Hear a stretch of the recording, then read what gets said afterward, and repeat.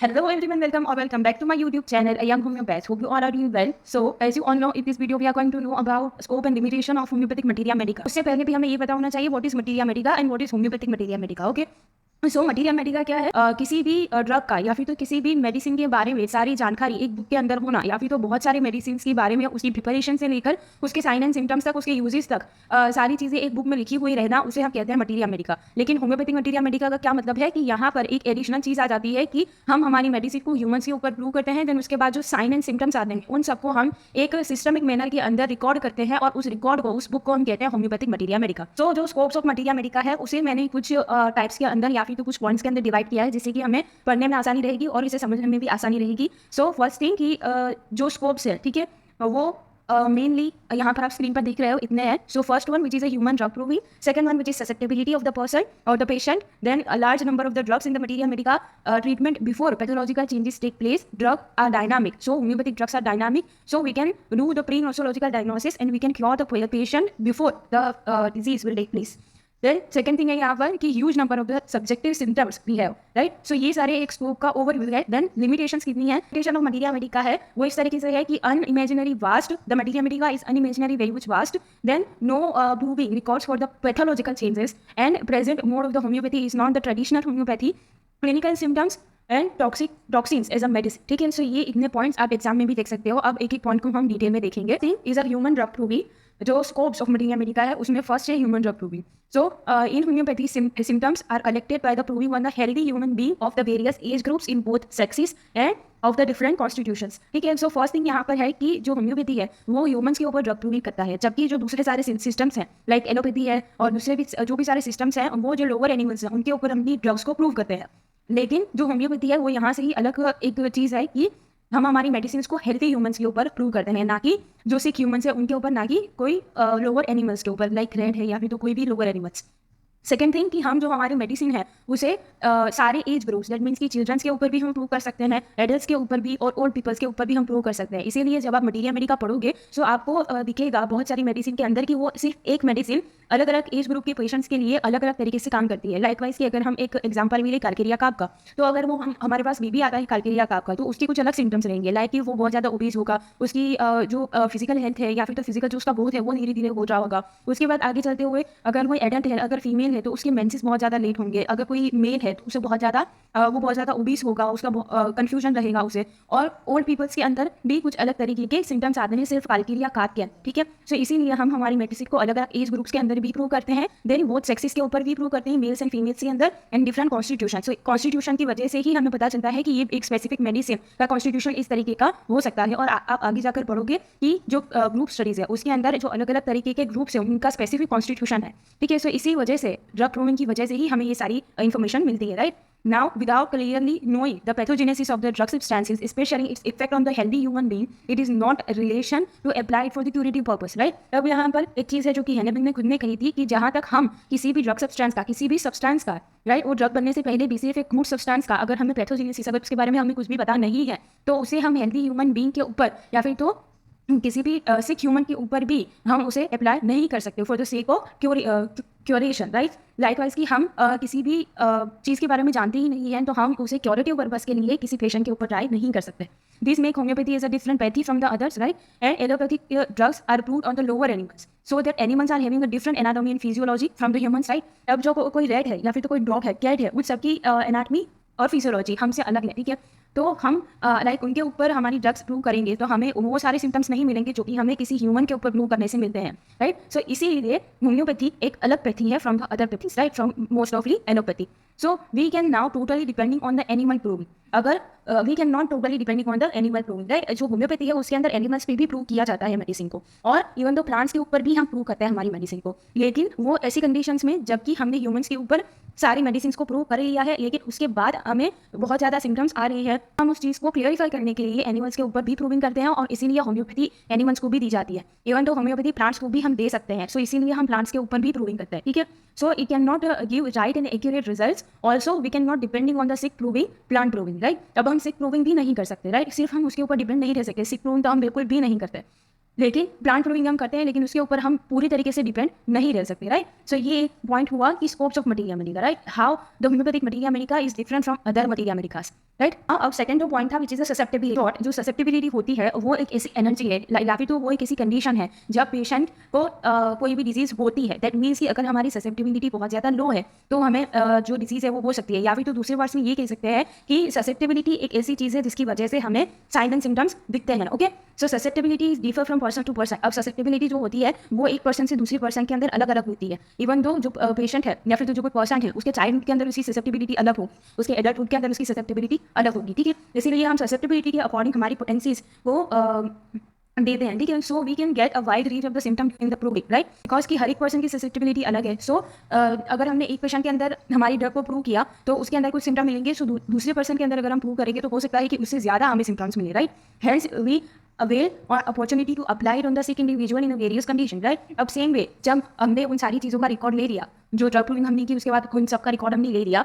सो अब अगर हमें किसी सिक इंडिविजुअल के ऊपर हमारी मेडिसिन को देना है, उसे देना है, तो हमारे पास बहुत सारे चॉइसेस हैं कि हम कौन सी मेडिसिन उसको देंगे, राइट। और अलग अलग कंडीशंस के अंदर हमारे पास अलग अलग मेडिसिन है, right. This is a large number of drugs we have in our materia medica. ठीक है, so in the materia medica containing large number of the drugs and each drug having many symptoms, right.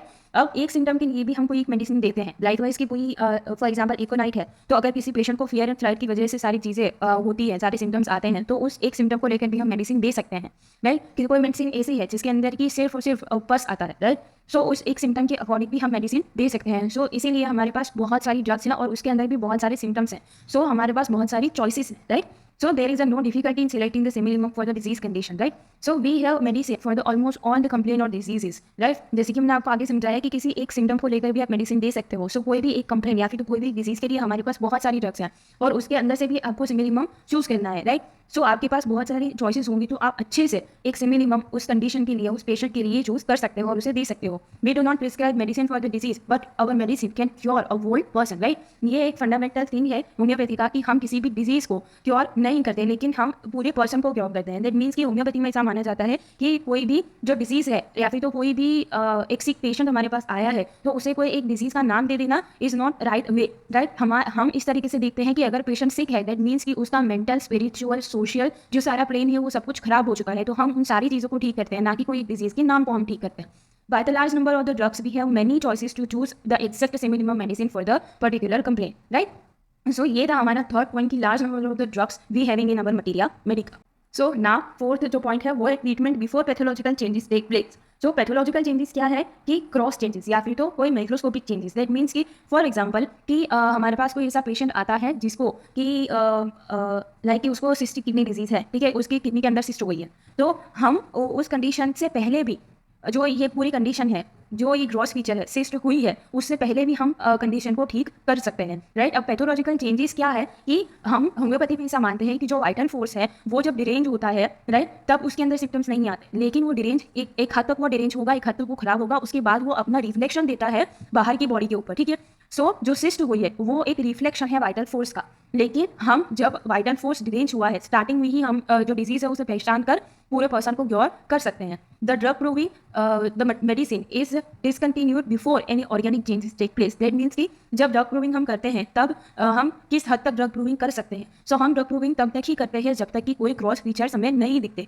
जब कोई organic changes, that means कि जब कोई cross features आ जाते हैं, जब हमारी जो पेशेंट है किसी जो अप्रूवर है उसकी बॉडी के अंदर कोई ऑर्गेनिक चेंजेस आना शुरू हो जाते हैं, उससे पहले ही हम ड्रग प्रूविंग करना बंद कर देते हैं। The Altered symptomatology is purely functional. That means कि जो हमारे पास सारे सिम्टम्स हैं वो प्योरली फंक्शनल है, ठीक है। जो सारे फंक्शन के अंदर डिरेंजमेंट आती है, जैसे सपोज कि अब किडनी की बात करें तो किडनी का यूरिन अगर अलग कलर का आ रहा है तो वो एक फंक्शनल चेंज है। सो तब तक ही हम जो मेडिसिन है उसे प्रूव करेंगे। Hence, homeopathy is useful for the treatment even before any pathological changes take place or before the diagnosis is made. So our medicine is purely dynamic in nature, right? अब homeopathy में एक ये भी चीज़ मानी जाती है कि जो वाइटल फोर्स है वो डायनामिक है। सो उससे कोई भी चीज़ अगर खराब कर सकती है तो वो डायनामिक होगी, अगर कोई भी चीज़ उसे ठीक कर सकती है तो वो भी डायनामिक ही होनी चाहिए। सो हमारी मेडिसिन जो है वो डायनामिक ही होनी चाहिए। सो वो जाकर वाइटल फोर्स के ऊपर अपना एक्ट दिखाएगी। While our vital force is also dynamic, right. Further miasm they are known as a cause of the disease is also dynamic in nature। अब मैंने आपको आगे कहा कि जो वाइटल फोर्स है वो डायनामिक है और उसको डिजीज कॉज करती है, उसका डिरेंजमेंट करती है, वो चीज़ भी डायनामिक होनी चाहिए। तो वो क्या है, वो है हमारे माइजम्स, राइट। सो जो माइजम्स हैं वो भी डायनामिक है, सो हमारी मेडिसिन भी डायनामिक होनी चाहिए, right. So now we can say that we can treat the disease before it makes any gross changes in the body, right. अब जो हमारा फिफ्थ पॉइंट है, which is drugs are dynamic, right? So pre nosological diagnosis we can do. So we have the reported dynamic pathological state which is a pre nosological state, जो कि मैंने आपको आगे समझाया कि वाइटल फोर्स जो जब डिरेंज होना शुरू होता है उसे हम कहते हैं प्री नोसोलॉजिकल स्टेट. जब वो डिरेंज होना शुरू होता है उससे लेकर जब हमारी बॉडी के अंदर सिम्टम्स आते हैं, वो जो पीरियड है उसे हम कहते हैं pre nosological state in the materia medica, right? So materia Medica के अंदर ऐसी भी बहुत सारी मेडिसिन हैं जो कि प्री नोसोलॉजिकल है. लाइकवाइज कि उनको हम जो प्री नोसोलॉजिकल स्टेट है, अगर हमें ऐसे साइन एंड सिम्टम्स दिखते हैं, राइट, जैसे कि हम सिस्ट की बात कर रहे थे, तो सिस्ट होने से पहले भी कुछ ऐसे साइन एंड सिम्टम्स आते हैं जो कि हमें इंडिकेट करते रहते हैं बार बार कि यहाँ पर सिस्ट होगी, यहाँ पर सिस्ट होगी. सो उस लाइन पर भी हम मेडिसिन दे सकते हैं. For this symptomatology of the dynamic pathology, we can draw easy interference as to the actual disease state where the drug may be useful, right? सो वही चीज़ है कि सिस्ट होने वाली है, भाई सिस्ट होने वाली है, ये एक साइन हमें मिलता रहता है बॉडी की तरफ से. सो हमें सिर्फ इस चीज़ को समझना है और उसको समझकर हम जो एक्चुअल डिजीज़ का स्टेट है उसे समझ सकते हैं और हमारी ड्रग उसी टाइम पर दे सकते हैं.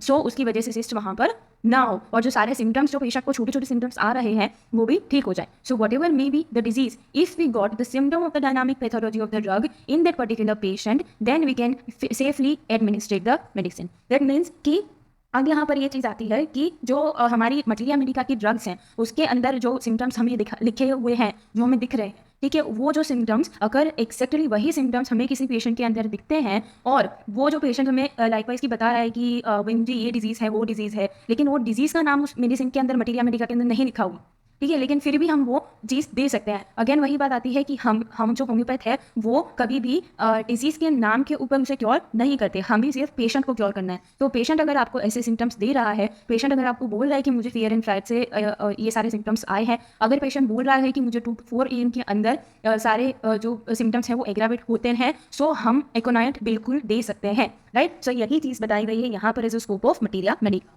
Now further huge number of the subjective symptoms भी है. अब यहाँ पर आपको पता होना चाहिए कि सब्जेक्टिव सिम्टम्स कौन से हैं और ऑब्जेक्टिव सिम्टम्स कौन से हैं. सो सब्जेक्टिव सिम्टम्स ये होते हैं जो कि पेशेंट हमें बताता है, जो कि हम बाहर से देख नहीं सकते, जो कि हम एज अ फिजिशियन सामने वाले इंसान को क्या हो रहा है वो चीज़ हम नहीं देख सकते. ऑब्जेक्टिव सिम्टम्स ये होते हैं जो कि हम देख सकते हैं, राइट? अगर किसी पेशेंट को रैशेस हुए हैं तो वो चीज़ हम देख सकते हैं. अगर पेशेंट को फीवर है तो वो चीज़ हम चेक करके बता सकते हैं कि भाई इस पेशेंट को फीवर है.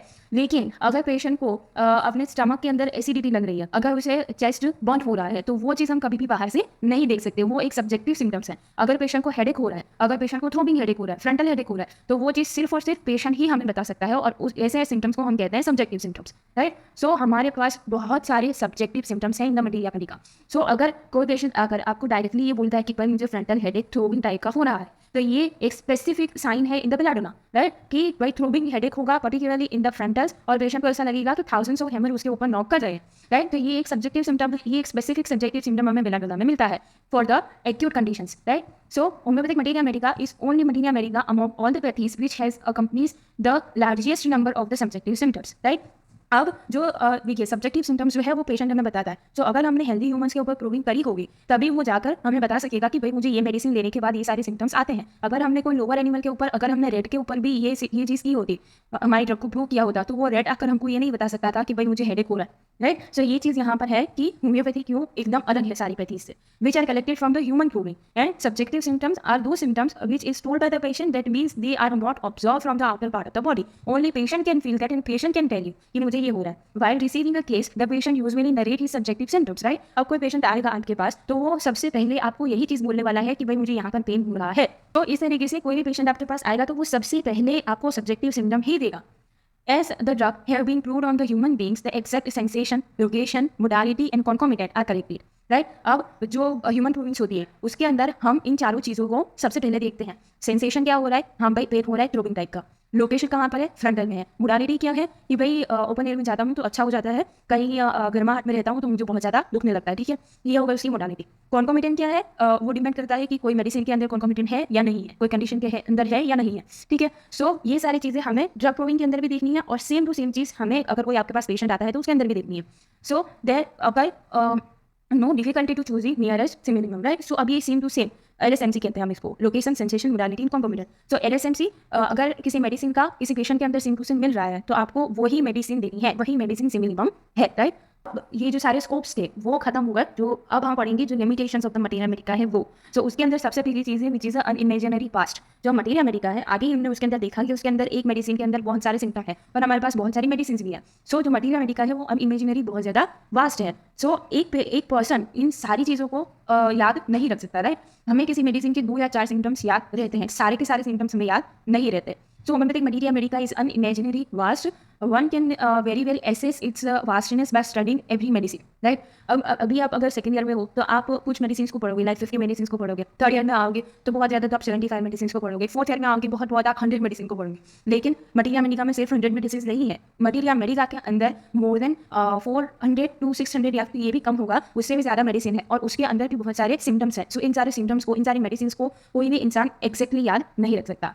Very common medicine Apis mellifica that helps cover for 65 pages in the hearing scanning symptom. ठीक है, हम अलग अलग जो ऑथर्स हैं उनके अलग अलग बुक्स के अंदर बहुत सारे सिम्टम्स आपको अलग अलग मिलेंगे। अब सिर्फ एपिस मेलिफिका है, उसे अगर हम डूबे में देखें तो वो बहुत छोटी सी मेडिसिन है, 2-4 पेजेस के अंदर खत्म हो जाती है। लेकिन हेयरिंग गाइडिक सिम्टम्स के अंदर 65 पेजेस की, ठीक है, एंड सल्फर 99 पेजेस की। दैट मीन्स कि सिर्फ और सिर्फ 100 पेजेस की एक मेडिसिन, और वो भी एलेंस एनसाइक्लोपीडिया के अंदर। So even a genius can not remember this ocean of symptoms, right. Now the second one which is a no weak records to the pathological changes, जो हमें आगे भी देखा था कि ऑर्गेनिक चेंजेस आने से पहले ही हम प्रूविंग करना बंद कर देते हैं, राइट। सो अब अभी जो एरा चल रहा है, अभी जो पूरी चीज़ें चल रही हैं कि कोई भी पेशेंट है तो सबसे पहले एलोपैथ के पास जाएगा, ठीक है। अब वहाँ पर उसका सेपरेशन होगा, ठीक है, उसकी कंडीशन का पेलिएशन होगा, सेपरेशन होगा। सो धीरे धीरे वो जो कंडीशन है वो बहुत ज़्यादा वर्स हो जाती है, उसके बाद ही most of the patient homeopath के पास आते हैं, ठीक है। सो उस कंडीशन में ऑफकोर्स पैथोलॉजिकल चेंजेस तो क्रिएट हो ही गए होंगे, लेकिन उसका एग्जैक्ट प्रूविंग हमारे पास नहीं है, right? So no proving records are available in the pathological changes in the homeopathic materia medica because drug proving the medicine during the drug proving the medicine are discontinued before the occurrence of the pathological changes, right? Now the third one which is the present mode of the homeopathy, जो मैंने आपको आगे समझाया कि जो patient है वो तो पहले एलोपैथ के पास जाएगा फिर होम्योपैथ के पास आएगा, राइट। लेकिन जो प्रेजेंट मोड ऑफ होम्योपैथी भी है वो क्लासिकल होम्योपैथी नहीं है। जो क्लासिकल होम्योपैथी थी जो हैनेमन सर यूज किया करते थे, उसके अंदर हम स्ट्रिक्टली सिर्फ और सिर्फ एक मेडिसिन देते हैं और सिर्फ उसका मिनिमम डोज देते हैं।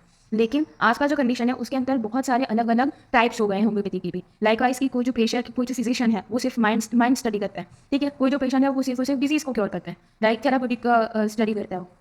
कोई जो पेशेंट है वो मिक्स देते हैं, लाइकवाइज की वो जो सिमिलियम होगी वो भी देंगे, प्लस जो बायोकेमिक उसके अकॉर्डिंग होगी वो भी देंगे। सो इस तरीके से जो आज का प्रेजेंट होम्योपैथी है वो स्ट्रिक्टली क्लासिकल होम्योपैथी नहीं, right? The present mode of homeopathy cannot be strictly called a classical homeopathy because in the organic diseases, change pathology is not covered by the single simple medicine, right? अब ये चीज़ भी क्यों हो रही है? Because कि जो हमने आगे डिस्कस किया कि पैथोलॉजिकल चेंजेस का प्रूवन नहीं है हमारे पास, लेकिन हमें उस चीज़ को क्योर तो करना है, राइट। सो उसके लिए हम सिर्फ एक ही मेडिसिन देंगे एक ही लाइन पर, ये चीज़ नहीं हो सकती, राइट। सो हमें बहुत ज़्यादा बार उसे रिपीट करना पड़ेगा, बहुत सारी मेडिसिन लेनी पड़ेंगी, right. So nor we have any proving records and because we then come across the pathological symptoms in our materia medica, many of the symptoms are collected from the clinical practice and few are from the record of the poison। अब यहाँ पर ये बात आती है कि clinical practice के अंदर कुछ सिम्टम्स अलग से मिलते हैं और पॉइजन्स की रिकॉर्ड अलग से है, पॉइजन्स की प्रूविंग नहीं होती, राइट। ये भी चीज़ हम आगे देखेंगे। क्लिनिकल सिम्टम्स हैं, ठीक है। अब जो क्लिनिकल सिम्टम किसे कहते हैं हम, कि जो क्लिनिक के अंदर हमें सिम्टम्स मिलते हैं वो जिसकी प्रूविंग नहीं होती।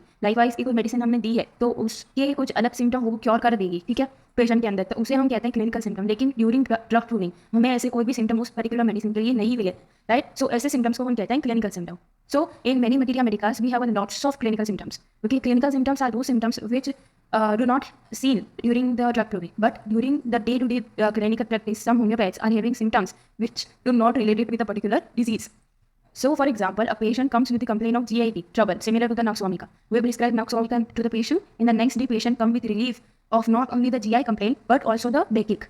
ओके, सो अब बैकेक जो है वो पहले नक्स वोमिका के अंदर नहीं लिखा गया था, लेकिन जब ये क्लिनिकल सिम्टम आया उसके बाद से ये एक बैकेक जो है वो भी नक्स वोमिका के अंदर एज सिम्टम लिखा जाता है। It is also source of the materia medica, right. Now दूसरी चीज़ है कि टॉक्सिन्स एज अ मेडिसिन। अब मैंने जो आगे कहा कि पॉइजन्स जो है उनकी ड्रग प्रूविंग नहीं होती, राइट। सो वो हमें किस तरीके से मिलते हैं, उसके सिम्टम्स हमें किस तरीके से मिलते हैं। फॉर एग्जाम्पल कि जो स्नेक पॉइजन्स हैं या फिर तो स्कॉर्पियन पॉइजन्स जो हैं वो उनकी ड्रग प्रूविंग तो नहीं हुई है, लेकिन वो हमें कहाँ से मिलते हैं। So we have many medicine they prepared from the toxins और द सिंपल प्लांट्स और सम प्लांट्स और एनिमल्स दैट प्रोड्यूस टॉक्सिन्स और द पॉइजनियस सब्सटेंसेस।